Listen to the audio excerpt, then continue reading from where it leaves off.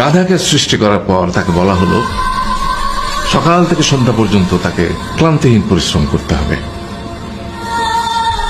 সারা জীবন তাকে পিঠে ভারী বোঝা বইতে হবে, খেতে পাবে শুধু ঘাস, আর তার মাথায় কোনো বুদ্ধি থাকবে না। তার আয়ু হবে 50 বছর। গাধা করজোড়ে সৃষ্টিকর্তাকে বলল, আমি এত বছর বাঁচতে চাই না, আমাকে 20 বছর আয়ু দেওয়া হোক। সৃষ্টিকর্তা সেটাই মঞ্জুর করলেন।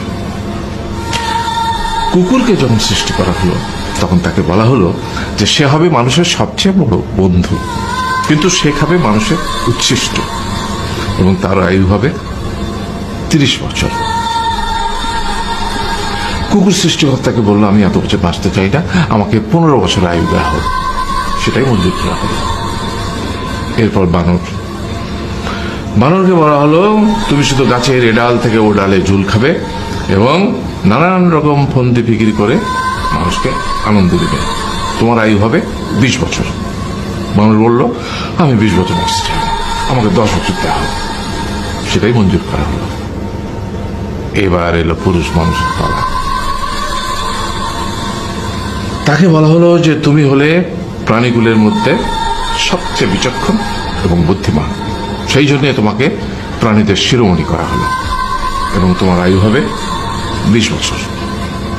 তখন পুরুষ মানুষ বলল, করজোড়ে বলল সৃষ্টিকর্তাকে যে 20 বছর আয়ু অত্যন্ত কম, হে প্রভু, আমাকে ওই গাধার সে যে 30 বছর আয়ু চায়নি সেটা আমাকে দেয়া হোক, ওই যে কুকুর 15 বছর ফিরিয়ে দিয়েছিল সেটাও আমাকে দেয়া হোক, আর যে বানর 10 বছর নেয়নি সেটা আমাকে দেয়া হোক।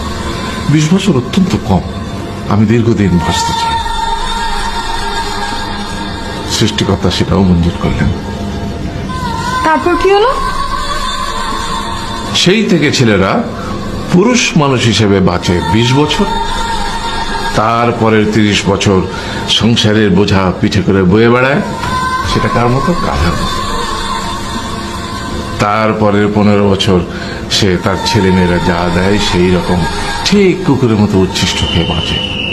আর তারপরে বৃদ্ধ বয়সে ঠিক বানরের মতো, যেমন গাছের এডাল থেকে ওডাল ঝুল খায় বানর, তেমনি এই ছেলের বাড়ি থেকে ওই ছেলের বাড়ি, আর নানান রকম ফন্দি বিক্রি করে তার নাতি নাতনিদের আনন্দ দেওয়ার চেষ্টা করে।